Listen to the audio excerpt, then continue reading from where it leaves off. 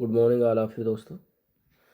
आज ये घटना चक्र आधुनिक भारत के इतिहास में हम लोग देखेंगे कांग्रेस का त्रिपुरी संकट जो कि 1939 में हुआ, देसी रियासतें और द्वितीय विश्व युद्ध। ये 39, 40 और 41 ये टॉपिक हैं और इससे रिलेटेड हम लोग PYQ और फैक्ट्स को देखेंगे जो कि अति महत्वपूर्ण है। यहाँ से आपके काफ़ी क्वेश्चन देखने को मिलते हैं विभिन्न एग्जामों में। तो यदि चैनल पे पहली बार है तो चैनल को लाइक और अपने मित्रों के साथ शेयर ज़रूर करें जो लोग तैयारी कर रहे हैं, और चैनल को सब्सक्राइब भी करें। ये 39, 40 और 41 इससे पहले आपके 38 तक आधुनिक भारत के इतिहास जो है घटना चक्र प्लेलिस्ट बनी हुई है। जो लोग ना देखे हों प्लेलिस्ट पे जा करके chapter wise chapter, lecture wise lecture यानी टॉपिक वाइज टॉपिक देख सकते हैं। देर न करते हुए वीडियो को शुरू करते हैं। और पहला फैक्ट्स हम लोग इसमें थोड़ा देखेंगे कि कांग्रेस का त्रिपुरी संकट। इसमें लिखा है कि वर्ष 1938 में कांग्रेस का जो हरपुरा अधिवेशन हुआ, और हरपुरा अधिवेशन कहाँ हुआ? गुजरात में हुआ। तो हरपुरा अधिवेशन में सुभाष चंद्र बोस ने कांग्रेस के पहली बार जो है अध्यक्ष बने थे, वो भी निर्विरोध अध्यक्ष बने थे। कहाँ? हरपुरा अधिवेशन। कई बार क्वेश्चन पूछा है कि सुभाष चंद्र बोस ने कांग्रेस के कहाँ के अधिवेशन की अध्यक्षता की, तो हरपुरा अधिवेशन की अध्यक्षता की। और कब की? 1938 में की। वर्ष 1939 की त्रिपुरी जबलपुर मध्य प्रदेश में पड़ता है।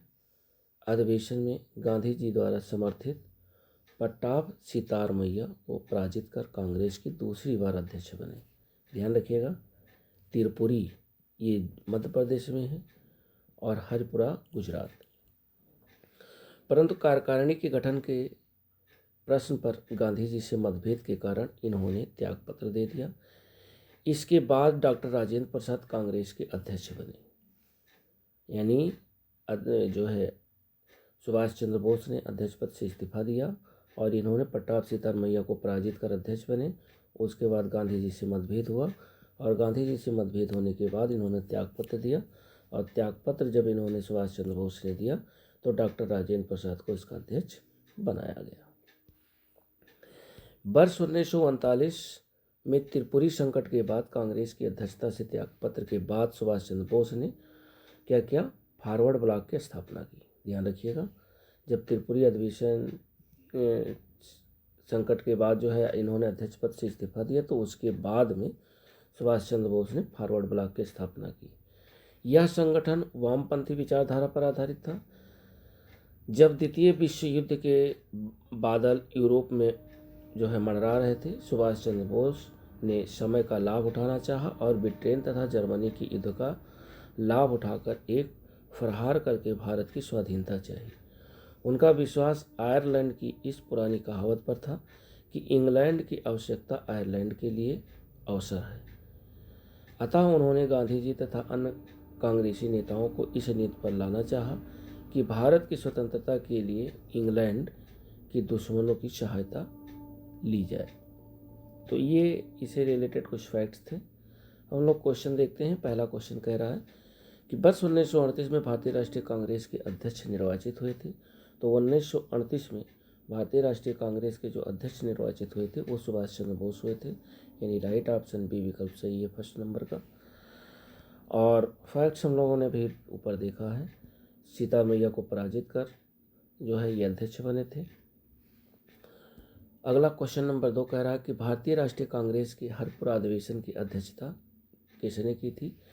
तो भारतीय राष्ट्रीय कांग्रेस के हरपुरा अधिवेशन की जो अध्यक्षता है वो SC बोस अर्थात सुभाष चंद्र बोस ने की थी। तो राइट ऑप्शन सेकंड नंबर का सी विकल्प सही है, SC बोस। तीसरा क्वेश्चन फिर कह रहा है कि हरपुरा जो जहां भारतीय राष्ट्रीय कांग्रेस का वार्षिक अधिवेशन 1938 में हुआ और सुभाष चंद्र बोस की अध्यक्षता में हुआ, वह निम्नलिखित राज्य में स्थित है। तो हरपुरा कहाँ स्थित है? अभी हम लोगों ने ऊपर फैक्ट्स में देखा है, यह गुजरात राज्य में स्थित है। तो राइट ऑप्शन 3 नंबर का ए विकल्प सही है, हरपुरा गुजरात में है। 4 नंबर क्वेश्चन कह रहा है कि भारतीय राष्ट्रीय कांग्रेस के त्रिपुरी सम्मेलन में वर्ष 1939 में सुभाष चंद्र बोस को कांग्रेस का अध्यक्ष चुना गया था। और यह त्रिपुरी कहाँ पर स्थित है? तो त्रिपुरी ये आपके जबलपुर जो कि मध्य प्रदेश में स्थित है। तो राइट ऑप्शन 4 नंबर का सी विकल्प सही है। अभी हम लोगों ने ऊपर जो है पूरा फैक्ट्स देखा है कि वर्ष 1939 के त्रिपुरी सम्मेलन के अध्यक्ष पद हेतु चुनाव में सुभाष चंद्र बोस गांधी जी समर्थित पट्टाभ सितार मैया से 1377 मतों के मुकाबले 1580 मतों से जीते। त्रिपुरी जो कि जबलपुर मध्य प्रदेश में स्थित है। अगला क्वेश्चन कह रहा है 5 नंबर कि निम्नलिखित भारतीय राष्ट्रीय कांग्रेस के किस अधिवेशन में सुभाष चंद्र बोस दूसरी बार अध्यक्ष चुने गए थे? तो ये चुने गए थे त्रिपुरी अधिवेशन। त्रिपुरी अधिवेशन में सुभाष चंद्र बोस कांग्रेस के कांग्रेस के अध्यक्ष पद के लिए दूसरी बार जो है ये अध्यक्ष चुने गए थे त्रिपुरी अधिवेशन में। 6 नंबर क्वेश्चन कह रहा है कि भारतीय राष्ट्रीय कांग्रेस का त्रिपुरी सम्मेलन कब आयोजित हुआ था, जिसमें नेताजी सुभाष चंद्र बोस कांग्रेस के अध्यक्ष मनोनीत किए गए थे? तो ये हुआ था 1939 में। त्रिपुरी सम्मेलन या अधिवेशन हुआ था 1939 में। राइट ऑप्शन 6 नंबर का डी विकल्प सही है। 7 नंबर क्वेश्चन कह रहा है कि नेताजी सुभाष चंद्र बोस भारतीय राष्ट्रीय कांग्रेस के अध्यक्ष किनको हराकर बने थे?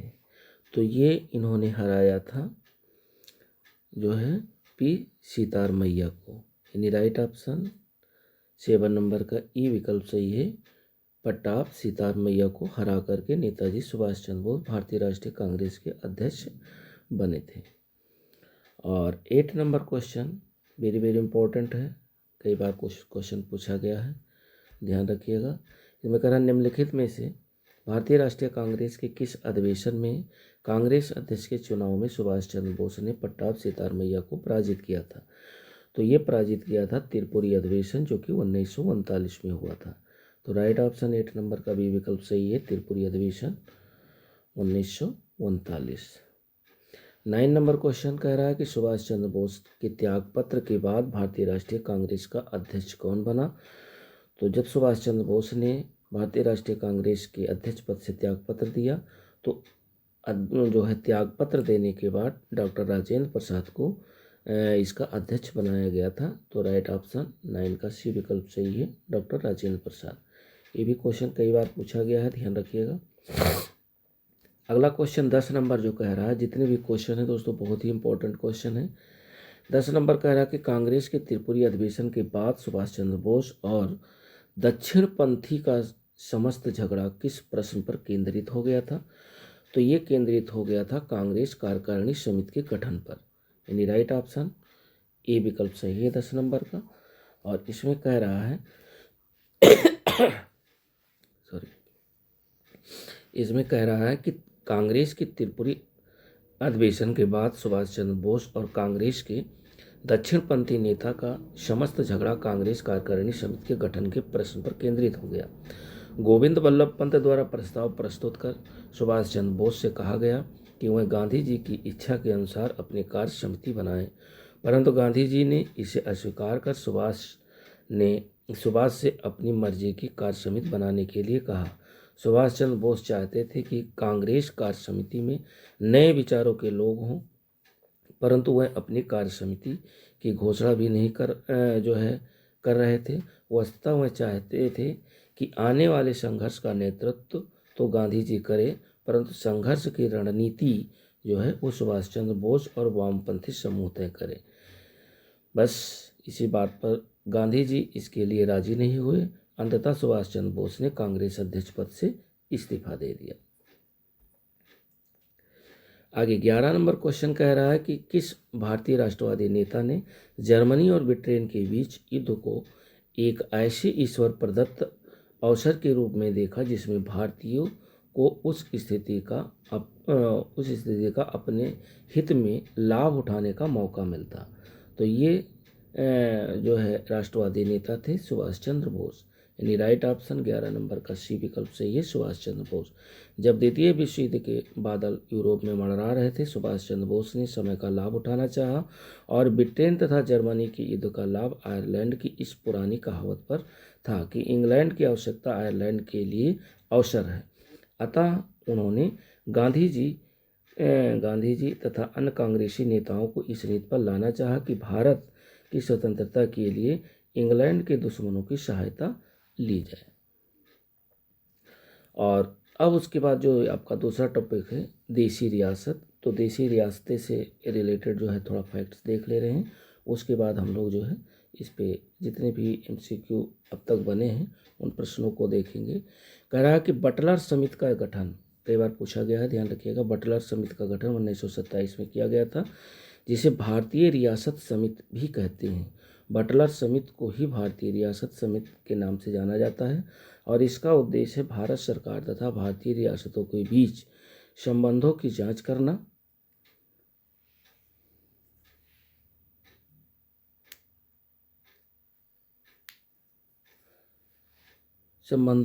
करना, तथा ब्रिटिश भारत और भारतीय रियासतों के बीच आर्थिक एवं वित्तीय संबंधों को सुधारने हेतु सिफारिश करना था। भारतीय नरेशों ने एक सुप्रसिद्ध वकील सर लेजली स्कॉट को कमेटी के सम्मुख उनका दृष्टिकोण प्रस्तुत करने के लिए नियुक्त किया। दिसंबर 1927 में अखिल Bharatiya Rajya Jan conference all India state people's conference का आयोजन किया गया। इसमें विभिन्न रियासतों से लगभग 700 से अधिक राजनीतिक कार्यकर्ताओं ने भाग लिया।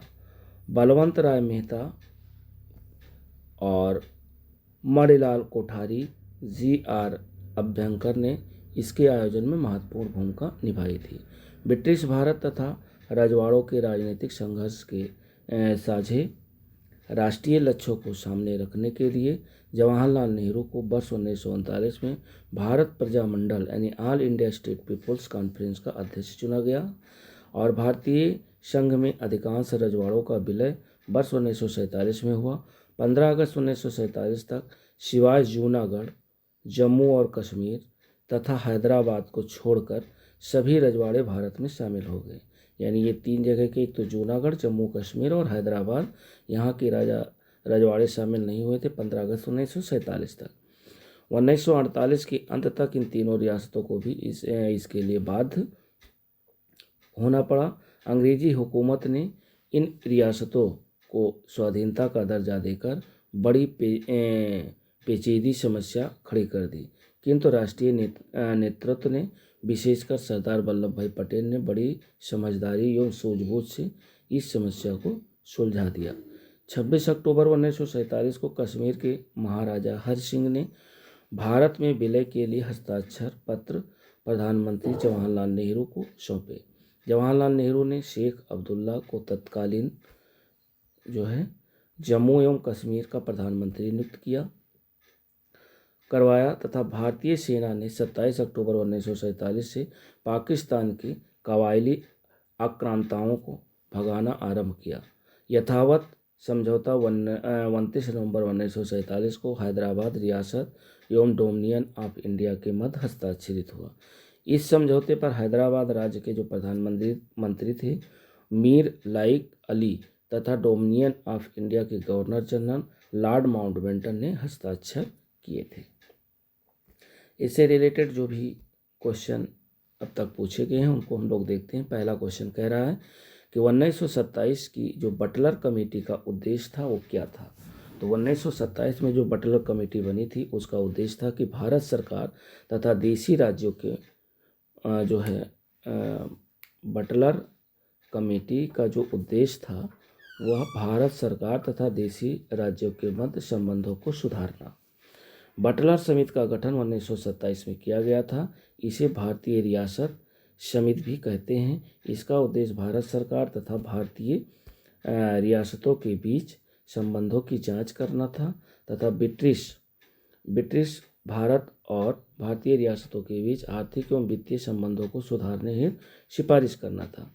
भारतीय नरेशों ने एक सुप्रसिद्ध वकील सर लेज़ली स्कॉट को कमेटी के सम्मुख उनका दृष्टिकोण प्रस्तुत करने के लिए नियुक्त किया।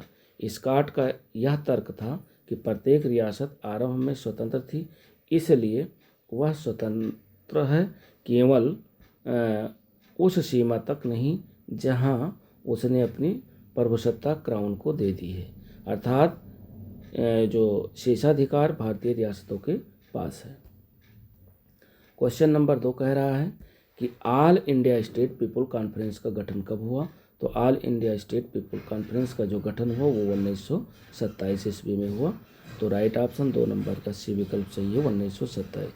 दिसंबर 1927 में अखिल Bharatiya Rajya Jan conference all India state people's of conference का आयोजन किया गया। इसमें विभिन्न रियासतों से 700 से अधिक राजनीतिक कार्यकर्ताओं ने भाग लिया। बलवंत राय मेहता, मणिलाल कोठारी, जी.आर. अभ्यंकर इसके आयोजन में महत्वपूर्ण भूमिका निभाई थी। क्वेश्चन नंबर 3 कह रहा है कि निम्नलिखित में से कौन 1939 में Bharat Prajamandal all India state people conference के अध्यक्ष थे। तो ये अध्यक्ष थे जवाहरलाल नेहरू, यानी राइट ऑप्शन 3 नंबर का बी विकल्प सही है, जवाहरलाल नेहरू। और उसके बाद क्वेश्चन नंबर 4 कह रहा है कि भारतीय संघ में रजवाड़ों का विलय अधिकाधिक किस सन में हुआ था। तो ये हुआ था आपके 1947 में। 1947 में भारतीय संघ में रजवाड़ों का विलय हुआ था। और 5 नंबर क्वेश्चन कह रहा है कि राज्यों का विलीनीकरण किसके नेतृत्व में हुआ था। तो ये नेतृत्व में हुआ था सरदार वल्लभ भाई पटेल के नेतृत्व में, यानी राइट ऑप्शन 5 नंबर का डी विकल्प सही है, सरदार वल्लभ भाई पटेल। 6 नंबर क्वेश्चन कह रहा है कि अन्य रजवाड़ों के भारत में विलय के बाद भी किन 3 राज्यों ने भारत में शामिल होना विलंबित किया था। तो ये किया था जो है जूनागढ़, हैदराबाद और जम्मू एंड कश्मीर के राजाओं ने 1947 में विलय जो है नहीं किया था, यानी बहुत देर से 1948 में ये विलय हुए थे। और 7 नंबर क्वेश्चन कह रहा है कि जम्मू एवं कश्मीर भारत का अभिन्न अंग कब बना। तो ये जो है अभिन्न अंग बना था 26 अक्टूबर 1947 को। तो राइट ऑप्शन 7 नंबर का सी विकल्प सही है, 26 अक्टूबर 1947, अर्थात 26 अक्टूबर 1947 को जम्मू एवं कश्मीर भारत का अभिन्न अंग बना था 26 अक्टूबर 1947 को। तो 7 नंबर का राइट ऑप्शन सी विकल्प सही है। इससे रिलेटेड कुछ फैक्ट दिए हैं, वो देख ले रहे हैं। कह रहा कि 26 अक्टूबर 1947 को जम्मू यानी कश्मीर के जो महाराजा थे हरि सिंह ने भारत में विलय के लिए हस्ताक्षर पत्र प्रधानमंत्री जवाहरलाल नेहरू को सौंपी। जवाहरलाल नेहरू ने शेख अब्दुल्ला को वहां का प्रधानमंत्री नियुक्त करवाया तथा भारतीय सेना ने 27 अक्टूबर 1947 से पाकिस्तान के कबायली आक्रांताओं को भगाना आरंभ कर दिया। 8 नंबर क्वेश्चन कह रहा है कि भारतवर्ष के विभाजन के समय ब्रिटिश भारत के निम्नलिखित में से किस एक प्रांत ने एक संयुक्त एवं स्वतंत्र अस्तित्व के लिए योजना सामने रखी थी। तो ये रखी थी पंजाब ने, यानी राइट ऑप्शन 8 नंबर का ए विकल्प सही है, पंजाब। भारत विभाजन के दौरान पंजाब राज्य ने एक संयुक्त एवं स्वतंत्र अस्तित्व की योजना प्रस्तुत की, किंतु सरदार पटेल के प्रयासों से उसके मंसूबों पर पानी फिर गया। पूर्वी पंजाब, पटियाला तथा पहाड़ी राज्यों का एक संघ बनाया गया जिसे पेशु कहा जाता है या कहा गया। 9 नंबर क्वेश्चन कह रहा है कि निम्नलिखित देशी राज्यों में से कौन यथावत समझौते का पक्षधर था। तो ये पक्षधर था हैदराबाद, यानी राइट ऑप्शन 9 नंबर का ये विकल्प सही है, हैदराबाद। इसमें कह रहा है कि यथावत समझौता यानी 29 नवंबर 1947 को हैदराबाद रियासत एवं डोमिनियन ऑफ इंडिया के मध्य हस्ताक्षर हुआ। इस समझौते पर हैदराबाद राज्य के प्रधानमंत्री मीर लाइक अली तथा डोमिनियन ऑफ इंडिया के गवर्नर जनरल लॉर्ड माउंटबेटन ने हस्ताक्षर किए थे। अब हम लोग देखते हैं द्वितीय विश्व युद्ध। द्वितीय विश्व युद्ध से रिलेटेड जो थोड़ा फैक्ट्स है उसको देख ले रहे हैं और फिर इससे रिलेटेड जो भी PYQ अब तक पूछे गए हैं उनको हम लोग देखते हैं। तो वर्ष 1939 में द्वितीय विश्व युद्ध आरंभ हुआ। यहाँ से क्वेश्चन बना हुआ है, द्वितीय विश्व युद्ध कब आरंभ हुआ? 1939 में। कांग्रेस ने युद्ध में समर्थन के बदले भारत को स्वतंत्र राष्ट्र घोषित किए जाने के प्रस्ताव रखे और तत्कालीन वायसराय लॉर्ड लिनलिथिगो ने भारतीय विधानमंडलों की सहमति के बिना भारत को युद्ध में शामिल कर लिया। साथ ही देश में आपातकाल की घोषणा कर दी गई। कांग्रेस कार्य समिति ने युद्ध के उद्देश्यों की घोषणा करने की मांग की थी तथा ये भी मांग की कि युद्ध के बाद भारत को स्वतंत्र कर दिया जाए। द्वितीय विश्व युद्ध के दौरान कांग्रेस द्वारा स्वीकृत प्रस्ताव में पोलैंड पर नाजी हमले तथा नाजीवाद और फांसीवाद की भर्त्सना की गई, लेकिन ये भी घोषित किया गया कि भारत किसी ऐसे युद्ध में शामिल नहीं हो सकता जो प्रकटता लोकतांत्रिक स्वाधीनता की रक्षा के लिए लड़ा जा रहा हो, जबकि खुद उसे स्वाधीनता से वंचित रखा जा रहा हो। लॉर्ड लिनलिथिगो ने 17 अक्टूबर 1939 को लॉर्ड लिनलिथिगो ने 17 अक्टूबर 1939 को भारत को जर्मनी के विरुद्ध युद्धग्रस्त घोषित कर दिया। भारतीय विधानमंडलों की सहमति के बिना युद्ध घोषित करने के कारण सभी प्रांतों में कांग्रेस मंत्रिमंडल ने त्यागपत्र दे दिया। द्वितीय विश्व युद्ध 1 सितंबर 1939 को जर्मनी के पोलैंड पर आक्रमण के साथ आरंभ हुआ था, जो वर्ष 1945 में समाप्त हुआ और ब्रिस्टल चर्चिल द्वितीय विश्व युद्ध जो कि 1939 से 1945 तक चला के दौरान ब्रिटेन के प्रधानमंत्री थे और इनका कार्यकाल वर्ष 1940 से 1945 तक था। तो अब इससे रिलेटेड क्वेश्चन जो अब तक बने हुए हैं उसको हम लोग देखते हैं। पहला क्वेश्चन कह रहा है कि द्वितीय विश्व युद्ध के संबंध में भारतीय राष्ट्रीय कांग्रेस की क्या नीति थी। तो ये नीति थी कि पूर्ण स्वतंत्रता का आश्वासन मिलने पर ब्रिटेन को सहयोग देना। नहीं, राइट ऑप्शन फर्स्ट नंबर का ए विकल्प सही है। पूर्ण स्वतंत्रता का आश्वासन मिलने पर ब्रिटेन को सहयोग देना। क्वेश्चन नंबर 2 कह रहा है कथन और कारण पर आधारित है। कथन ऐसा है कि द्वितीय विश्व युद्ध में भारतीय राष्ट्रीय कांग्रेस ने अंग्रेजों को सहयोग प्रदान किया था, और दूसरा कारण कह रहा है आर, क्योंकि इन्हें पूर्ण स्वराज प्राप्त होने की आशा थी। तो इसमें राइट ऑप्शन बी सही है, अर्थात यस और आर दोनों असत्य हैं। तो सेकंड नंबर का बी विकल्प सही है, एस आर दोनों असत्य हैं।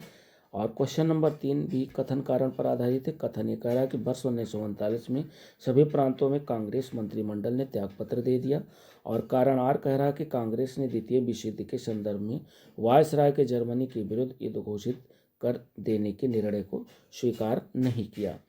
तो कथन और कारण दोनों सही हैं, और कथन यानी आर क्या कहते हैं, ए और आर दोनों सही हैं, और आर सही व्याख्या ए की कर रहा है।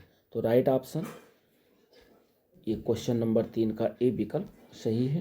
क्वेश्चन नंबर 4 कह रहा है कि 1939 में कांग्रेस मंत्रिमंडल ने 7 प्रांतों में त्यागपत्र दे दिया था, क्योंकि अब ये क्यों त्यागपत्र दिया था, इसका राइट ऑप्शन देखना है। तो इसमें डी सही है, अर्थात उपयुक्त कथनों में से ना ये सही, ना बी सही, ना सी सही। ये कह रहा कि कांग्रेस अन्य 4 प्रांतों में मंत्रिमंडल नहीं बना पाई थी, तो ये गलत है। और कांग्रेस में वाम पक्ष के उदय में मंत्रिमंडल के कार्य कर सकना असंभव हो गया था, ये भी गलत है। उनके प्रांतों में बहुत अधिक सांप्रदायिक अशांति थी, तो ये भी गलत है। अर्थात राइट ऑप्शन आपका डी विकल्प चाहिए, इनमें से कोई भी सही नहीं है। क्वेश्चन नंबर 5 कह रहा है कि द्वितीय विश्व युद्ध कब समाप्त हुआ। तो द्वितीय विश्व युद्ध 1945 में समाप्त हुआ, 1939 में प्रारंभ हुआ। तो राइट ऑप्शन 5 नंबर का डी विकल्प सही है, 1945। 1945 यानी 5 नंबर का जो राइट ऑप्शन सही है 1945 सही है। 6 नंबर क्वेश्चन कह रहा है कि द्वितीय विश्व युद्ध के समय ब्रिटेन के प्रधानमंत्री कौन थे। तो द्वितीय विश्व युद्ध के समय जो ब्रिटेन के प्रधानमंत्री थे वो थे जो है विंस्टन चर्चिल, अर्थात राइट ऑप्शन आपका सी विकल्प सही है। 6 नंबर का विंस्टन चर्चिल ये जो है प्रधानमंत्री थे, और इसमें कह रहा है कि विंस्टन चर्चिल द्वितीय विश्व युद्ध जो कि 1939 से 45 के दौरान ब्रिटेन के प्रधानमंत्री थे, और इनका कार्यकाल 1940 से और 1945 तक था। तो दोस्तों ये वीडियो कैसी लगी, वीडियो अच्छी लगी तो लाइक शेयर और सब्सक्राइब करिएगा। इसमें चूँकि 3 टॉपिक थे और तीनों से छोटे छोटे क्वेश्चन, मतलब किसी में 5 क्वेश्चन, किसी में 8 क्वेश्चन 10 थे, तो इसलिए हमने सोचा कि तीनों टॉपिक आपके कवर हो जाएं। मिलते हैं नेक्स्ट वीडियो के साथ, तब तक के लिए दोस्तों नमस्कार, जय हिंद, का दिन शुभ।